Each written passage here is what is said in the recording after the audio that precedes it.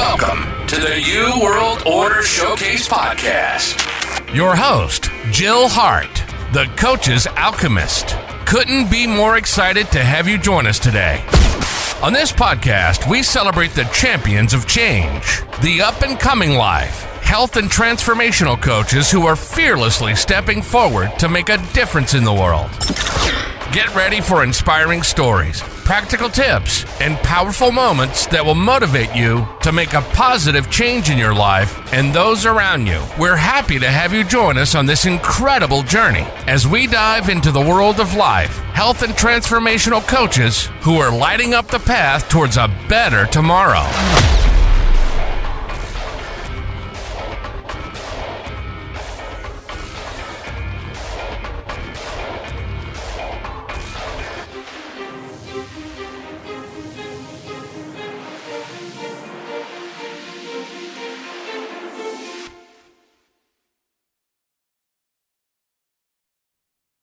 Hi, and welcome to the New World Order Showcase Podcast. I'm your host, Jill Hart, and with us today we have Marcus Aurelius Higgs.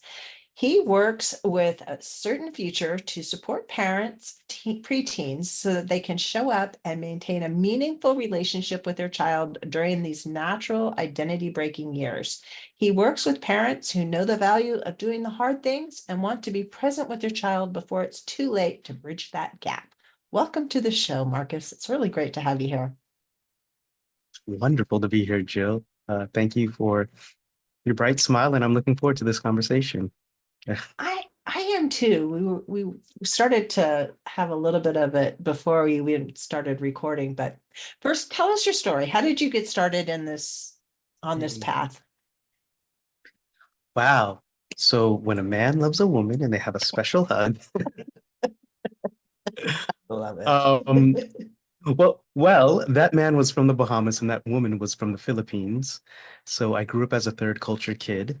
Mm-hmm. And for your audience that don't know, that's when your passport or the country you grew up in doesn't match that of your parents.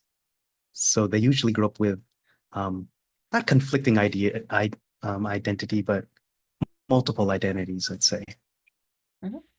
And I was born in California, grew up sometime in Alabama. When I was 12, I moved to the Bahamas and I grew up here with my father.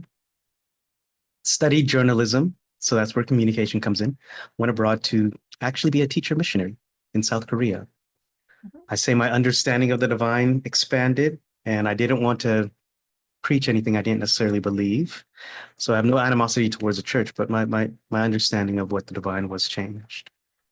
And I taught in Saudi Arabia, South Korea, Thailand, and now I'm back in the Bahamas with my aging parents. But I have a set of skills, which is communication. And I was a teacher, a K-12 teacher.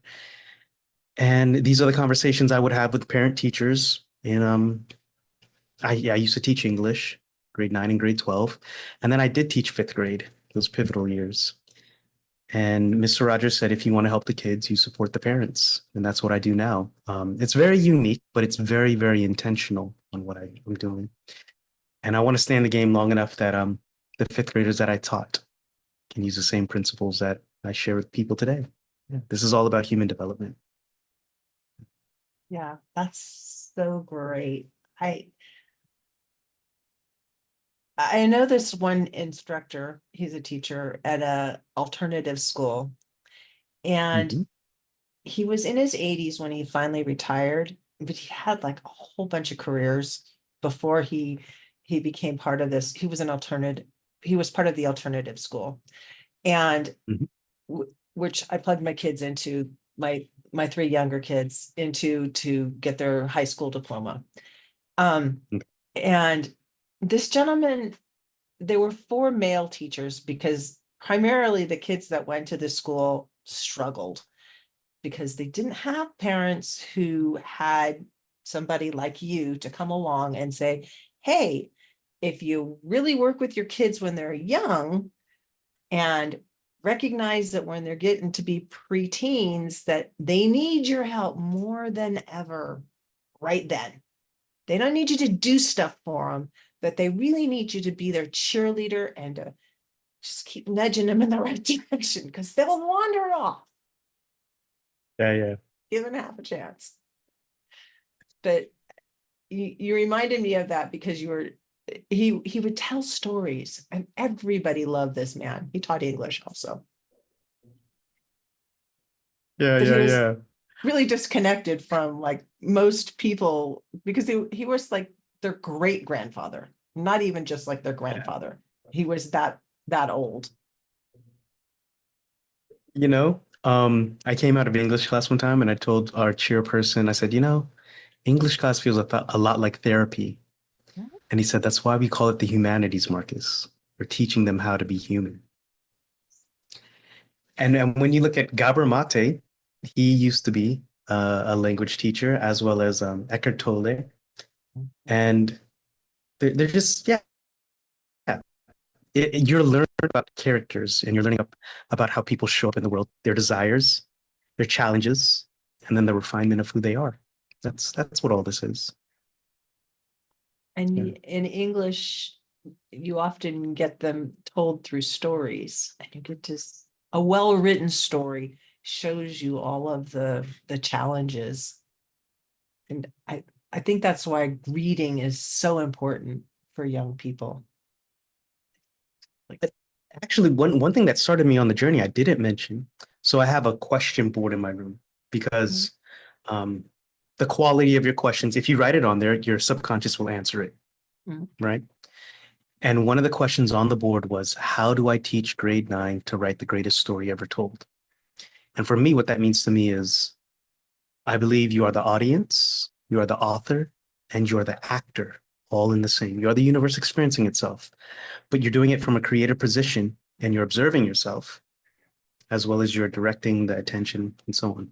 So for me, that means, how do I bring them into an understanding they're the protagonists, as well as they're collaborators with other people on stage. And that's their life. That is the greatest story ever told, your life. You can change the ending anytime you want. And you can just, when life is giving you lemons, you can yell plot twist and do something different. Jill, we did not have this conversation before, but can I share one thing with you? Yeah. It's so beautiful. So this is the Goodbye book. That's what I was told the time. My fifth graders wrote this for me when I was leaving. And it's filled with stick figures and little afro. I'll show you here. They were on stage. They were on stage presenting this to me at the end of the year. And Penny, he said, turn to the last page, turn to the last page. They filled it with quotes like Pinterest. And the last one said, you of all people deserve a happy ending. And I thought about it, and it wasn't doubt, but like just the critical thinking mind. I was like, do I deserve a happy ending? And I said, yeah, I do. And then it said, how do you have a happy ending? And a still small voice said, you write it. And right when it said you write it, I choked up a bit, right? As a writer, because it's just like, yeah, no, you write it. And when I choked up a bit, Penny goes, are you crying? And then she proceeded to hug me, right? Now, you never deny a kid a hug. You don't initiate, but you don't deny it, right? And I got down on my knee, and then all the fifth graders, they crowded around me, and they huddled around me, and they hugged me. It was like cuteness overload. I'm going to cry from the cuteness overload. And that's why, that's I have to stay in the game long enough for them. I'm looking forward to watching this podcast to hear that story again because it's a constant reminder. Yeah. And so how do you help parents when it comes to coaching them to work with their kids? Sure. I help them put their oxygen mask on first. One thing while I was putting together the framework, the show up framework, is show up. That's something that I heard time and again, especially from entrepreneurial parents. I help them be regulated. And because it's communication, I help them understand what's expected at this stage of development. Mhm. Oftentimes we hear there's this wonderful book from Ellen Galansky. It's called The Breakthrough Years. She's a psychologist, and she's interviewing parents talking about teenagers, and one word that they kept on using to describe them was immature. And the thing is, we don't call a toddler an immature child, and we don't call a child an immature adolescent. But we're calling these teenagers and adolescents immature. It's like, no, no, no, no. At this developmental stage, there's an approach. They're teenaging. That's what they're doing. And when you They're understand that, appropriate, age appropriate behavior. age appropriate behavior, um, and when you understand that, that can open up the communication between you and them. And that's why there's a lot of tension and contention at this age, and understandably so. But when you can understand why, you can communicate that understanding. You could be a bit more graceful to the other person. And as the adult in the room, you set the tone. I like to explore the expectations we have of children. Um, and we're experiencing this with one of my granddaughters. Her mom caught her with her boyfriend. And my daughter is very much biblically oriented in terms of chastity until you're married. And she's guilty of the same thing. You know, I too have expanded my idea of what all that is. But for a large part of the time I was raising her, I would pound on the, save it till you're married, save it till you're married. So I didn't. Yeah. You know? And she didn't. And it's like, why do we say these things? I was laughing, but I have two daughters. One is 43 and one is 20. So Hold on one second. Sorry. Mhm. Can you go back just a few seconds? I didn't get that. I have two daughters. One's 42 and one's 20. There's 21 years age difference. So when the first one was growing up and becoming a teenager, I was all about the, oh no, don't do that. It's terrible. You just save it till you're married. She's the one Yeah. that's having the problems with the daughter. My youngest, it's like, you're going to do what you're going to do. Just be careful. And, there are consequences for all of your actions. And so she is like, yeah, she is so together. I've learned so much from that child. But the oldest one, I'm just like shaking my head going, yeah. I don't know why we instill these rules on our kids that it's just kind of silly. When we didn't follow them ourselves, why do we think they're going to follow them? Well, you know, so two things come to mind. First is I believe everybody, and especially parents, are doing the best they can with what they have. Yeah, like when you were doing what you were doing, it's just you were doing the best you can with what you had. And you had a certain set of values. Values meaning what's important to you. Yeah. That's what simply values means. There's a reason you asked her to save it till marriage, or you believe that. For whatever reason that is, you know it personally. And you can share that with another person because it is your understanding of life and your approach to it. Now, where a lot of parents do trip up is, and again, I respect anybody's approach to parenting, so this is not advice, but in human development, you can't control another person. Exactly. You can set parameters, you can set, hey, this is alignment, you can set rules and boundaries. And you could say, hey, in my house, this is what I'm asking. and out of mutual respect for your well-being, because I'm keeping you safe. And this is why I believe it. This is why I hold these values. And there will be consequences, as you said. Now, this is very rational. I know inside the moment with energy and emotions, yeah, it's a whole different context. But yeah, you can't control another. And the approach of parenting that I do follow now um, is automative supportive parenting, because during preteens they're transitioning into independence. So in their transition to independence, I want you to have a full expression of yourself, yet I am going to set boundaries around you.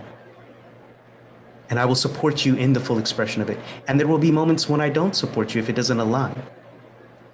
But I want you to understand the beauty inside you to let that flow out. Because it's emergent. That's what parenting, the etymology or the root of the word parenting, and educate means. It means to bring forth. So we create the context for that flourishing to happen. What are the boundaries for it to happen in? And while things that kids do might have consequences, they will have consequences. It's a letting them know that if you take this course of action, this is a likely consequence you're going to suffer. And it's not a judgment on who you are. It's just, this is what happens. You put a pot of water on the stove to boil, it will boil. It might not happen immediately, but eventually it's going to boil. If you decide you're going to be really promiscuous and not protect yourself, you're going to end up pregnant. It's just the way nature works. You might get lucky a few times, but for the general picture, that's how we were designed to keep the species going.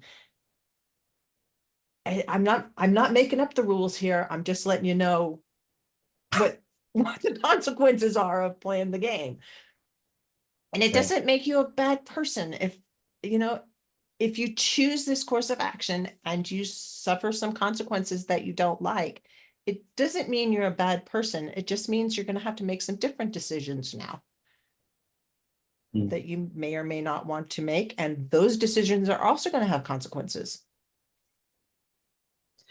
Yeah, and well, I say, well, yes. The thing is, the teenage mind is not absorbing all of that. No. And the reason it's not absorbing that is because it is sensation seeking. Because we're trying to figure out who we are and figure out we are the universe experiencing itself. So you were trying to feel, and that's why the highs are high and the lows are low. And you're going oscillating between those two. And also, sometimes we don't trust our parents, and it's not in the bad way, but because we understand there's other perspectives in the world. And you've been telling me something this whole time, that I know there are other ways of approaching life now. I don't know if everything you're saying is 100%. So they get very skeptical, especially in pre-adolescence. That's where they start to lose somewhat of the trust, depending on the relationship, depending on the dynamic of the relationship. But yeah, the reason I work with preteens is so that you can establish that trust at an early age. So that when those harder conversations do come, you have a little bit of trust accrued, if you will, or you have something in the bank. Do you How think did that go down with your daughter? Sorry, go on. how to what? How did it go down with your daughter? Like, what was the conversation had, or When I something recent? caught her fooling around with her boyfriend, or the other The part? granddaughter. The Oh, granddaughter. actually, I heard that secondhand through my son. I thought it was hilarious. I just was like, because with my daughter, I caught her with her boyfriend in this little tiny apartment we were living in, and I was like 8 months pregnant. Like, Mm-hmm. you just wait, honey. She was 16 when my oldest of the youngest was born, and she caught on after he came to, oh, this is not something that I want to do. Mm. Because when you're 16 and your mom has another kid, you're suddenly like, oh, we're up all night. This child doesn't want to sleep Both of us. ever. Yeah. She had to suffer with it too. It's like Yeah. a small apartment. Oh my. So yeah, Yeah. there's a strategy in having kids and raising them as they get older to allow them to make decisions, small decisions where it doesn't matter which Mhm. decision you make, but getting in the habit of making decisions for themselves. And you can kind of help them to do that along the way so that when they get to these bigger decisions, they're already comfortable with making a choice and understanding that, you know, do you want to wear a coat today or not? Do you want to wear long socks or short socks? Do you want to wear shorts or pants? All of those decisions do have some consequences. Yeah. I chose shorts and it was cold today, so my legs were really chilly all day long. It's a silly consequence, but you learn. It's how you learn that decisions have consequences, and you learn how to live with consequences or figure out how you're going to mitigate those consequences for the decisions you make. But if you start early enough, then the process is just kind of natural when you get a little older and you can take in information. Some of my kids were really good about listening to the advice I gave them, and Mhm. others, they just like they wanted to experience it themselves. It's like, well, okay, it'll be a wild ride, but you go, dog. Yeah. It's all right. It's all right. I heard something earlier this week on a podcast. The host said, "It's not that I want my kids to have a better life than I had. It's that I want them to manage stress better than I did." Love that. Yes. And we're talking about there's a book called The Price of Privilege by Madeline Levine, but in affluent America, and America in itself, comparatively to the rest of the world, is affluent. Mhm. But a lot of the stress and anxiety is coming from the convenience of it. And he's like, no, I don't want you to have a better life than me. I want you to manage stress better than me. Yeah. Yeah, that is so important. We've Especially in America, we have all these expectations. Like, you need to go to school and you need to make great grades and you need to do this and you have to do that and you have to play sports and you have to be involved in all these things, when the reality is no, you don't. You just have to be. That's the only thing Just he ever has to do. yeah. I experienced that a lot with my second set of kids because I homeschooled them, and my idea of homeschooling was um, you do need to learn how to read. We're going to work on that. You do Mhm. need to learn the fundamentals of math, like adding and subtracting and multiplying and dividing. But beyond that, if you want to go further, go for it, because that's as far as I can get you. And then they were really self-led. We lived on a Mhm. homestead, so there were animals and chores and stuff, a lot of stuff to do outside. And they all Yeah. did play some sport and they all had some musical training. Um, and my youngest daughter, she took karate from her best Mhm. friend's mom since she was like 7 or 8. She's a third degree black belt now, but she learned so much from that discipline. Mhm. But we never really did grades or school the way most people do school. But I plugged them into an alternative school when they were each 13. And Yeah. they all graduated by the time they were 16, and they all made straight A's. So it doesn't really Hey, matter so much what you're doing along the way. It's the conversations that you have. It's the it's the play, I think. Being able to play with your kids and some, enjoy things. I'll say yes and Yeah. Um, Most definitely the conversations, because we experience life, and to make sense of it, we're conversing in our head. But as the parent, you come in and say, okay, let me walk along with you and make sense of this, or other trusted adults in their life. Joy, play, I love that. It's self-directed joy. That's actually what play is. Yep. And I would also say it is what you do. And I'll say it like this. I want the kid to do them. It's like Dolly Parton says, like, figure out who you are and do it on purpose. And in homeschool and in micro schools, because I'm a big supporter of those, I used to mentor when I came out of the classroom. Um, I'm a big supporter of project-based learning, or doing what it is you want to do, bumping and bruising yourself. And yeah, then we have those conversations, like you said. But do you? Do you? Yeah. And it's so fun to watch when you approach it that way. It's Hmm. I read something about Abraham Lincoln, because I used to feel a lot of guilt about my homeschool strategy. Paralysis. And my husband worried about my kids a lot, but Okay.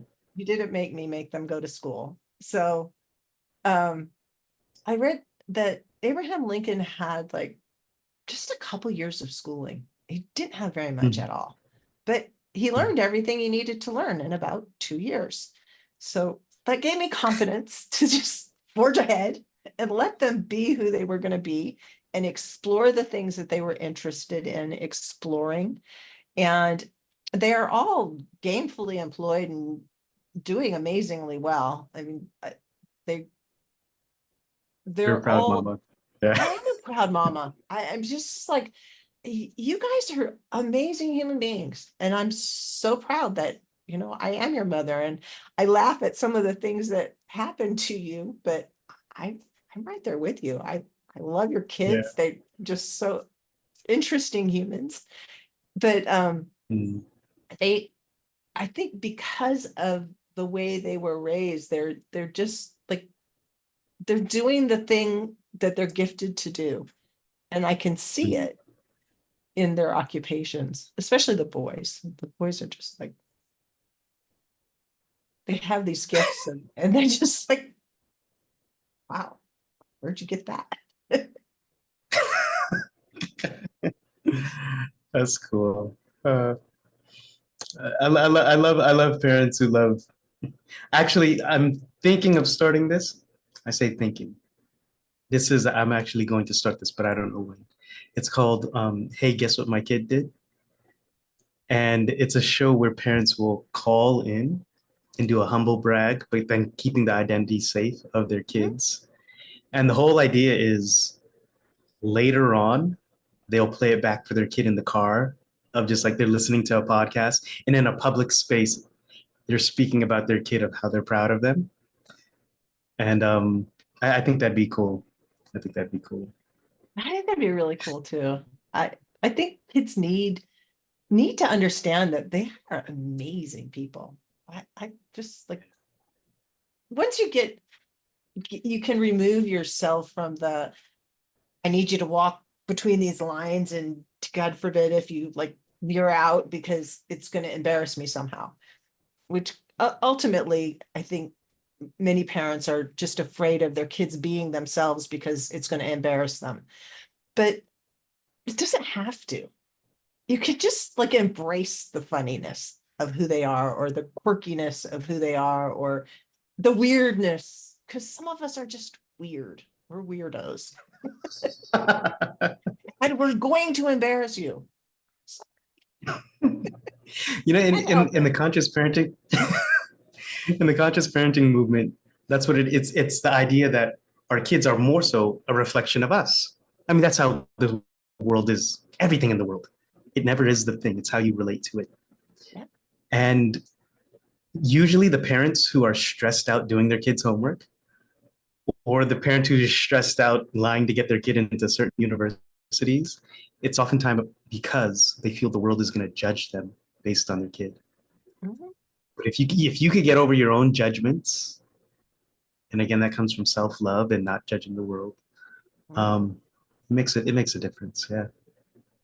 It's a huge difference. And it's It's a lot less stressful. Wow, I A can't lot less believe fighting that. against the wind. Yeah. Yeah, yeah. Just Byron Kelly says, just loving what is.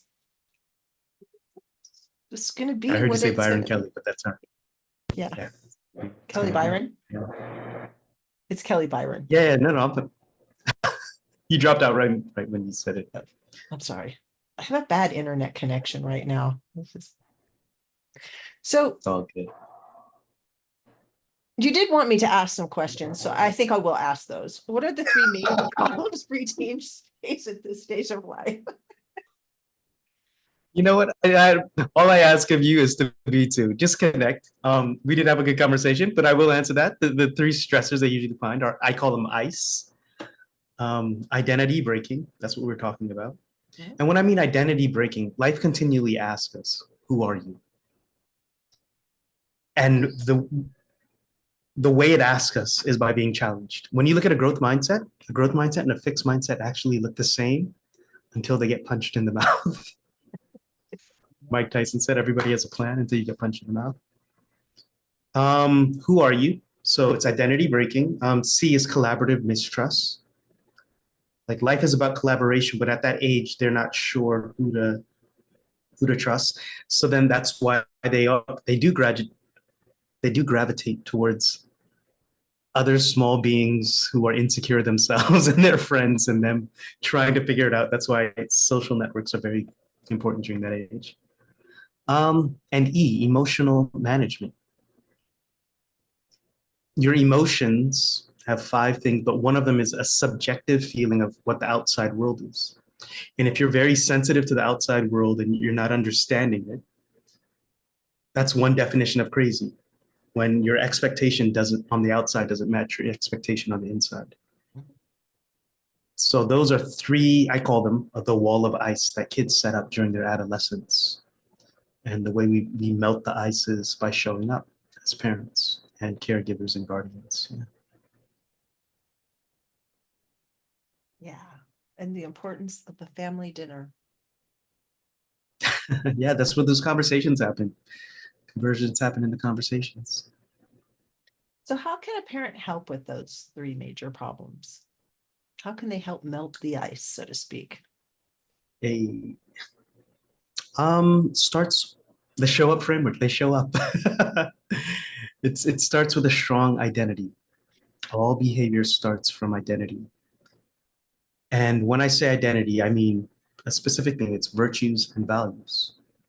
Virtues are the 24 characteristic strengths that every human has.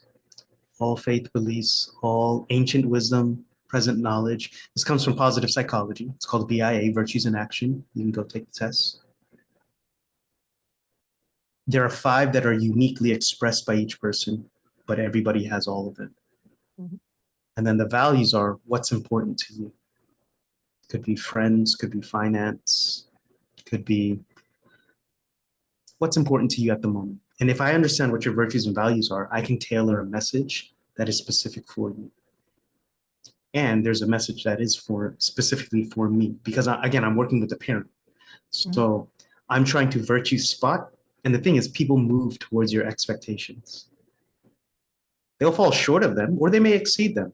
I mean, you need to hold higher expectations, but they will move towards them. So that's S. H is hold space for collaboration and critical thinking.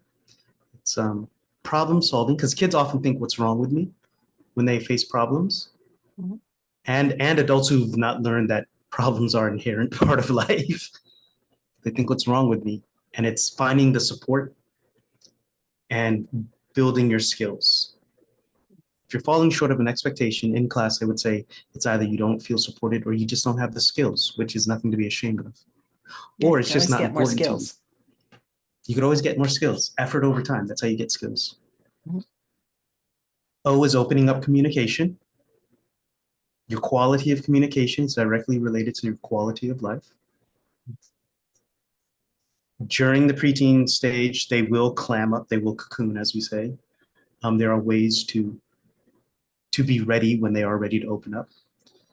And W is wonder and explore this world together. That's project-based learning, but it's going out there self-directed to do something that's difficult over a long period of time. Because it's self-directed, you'll stick with it longer. And it gives something for you and your child to talk about. So for you, it might be your podcast, it might be your business. For them, it might be learning a sport or Building taekwondo cars. or kung fu. Building cars, yeah.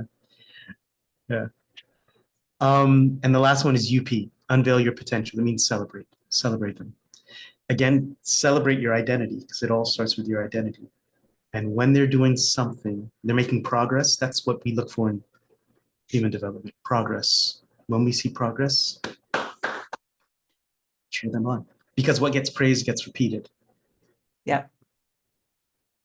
I love those. So how do people work with you if they wanted to work with you? They can reach out to me at marcushiggs.com. I'll have some workshops there, airing of this. And one is on identity, because it starts with a strong identity. And the other one is working out a digital plan for your family, because that's the unique challenge of this age. Fractured attention. Either that or find me on LinkedIn. That's where I hang out on the social media sphere. It's a nice place. A little different flavor than some of the other places. So we will put the link to the workshop and to your LinkedIn profile in the show notes. This has been an amazing conversation. Is there anything else that you want to share with the audience? Yes. I want to share that we will fall short of our expectations as parents. And what they teach us in communication is that there will always be conflict in every relationship. The conflict doesn't define the relationship. What defines it is how we manage the conflict. That said, repair and reconnect. When you don't care about something and you do something that's out of line with your character, or you fall short of your expectations, you just walk on and you don't say anything. But if you care, say, hey, I did something wrong. I don't want to be that person. You make it right and you move on. You said, I commit to being this person going forward. Repair and reconnect. And that goes a long way. It communicates to your kids that they're worthy of reconnecting with, that you do care. And this is actually a part of being an adult. Adults do fall short too. It leaves space for them to do the same when you model behavior like that. Yeah, you're giving them space to be human, because some kids, adolescents, think that is having everything together. Well, anybody who's an adult knows that now. It's not true. I mean, you know that now, right? But yeah. So yeah, that's what I'd love to leave with parents. And life supports those who support life. So continue making an honest effort and find your support. We don't parent individually, we parent in pods. It's called allo-parenting scientifically. So yeah, find your tribe and you'll be all right. Be all right. Thank you so much for joining me, Marcus. This has been an amazing conversation. I've really enjoyed it. Thank you, Jill. The feeling's mutual. Yeah. Thank you so much for tuning in to another empowering episode of the You World Order Showcase podcast. We hope you've enjoyed hearing from our incredible life, health, and transformational coaches who are making a profound impact on the world. Remember, change begins with you, and you have the power to transform your life and the lives of others. If you want to take that next step and unlock your true potential, visit thecoachesalchemist.com, where you can find the 3 ways we can help you for free to spin your talent into gold with clarity, a system, and a plan. Don't forget to hit the subscribe button so you never miss an inspiring episode. And if you enjoyed today's show, we'd greatly appreciate it if you could leave us a review on your favorite podcast platform. Your feedback means the world to us and helps us reach more people with our positive message. Stay connected with us on social media for updates, behind-the-scenes content, and upcoming guest announcements. You can find us on Facebook at the U World Order or simply visit thecoachesalchemist.com.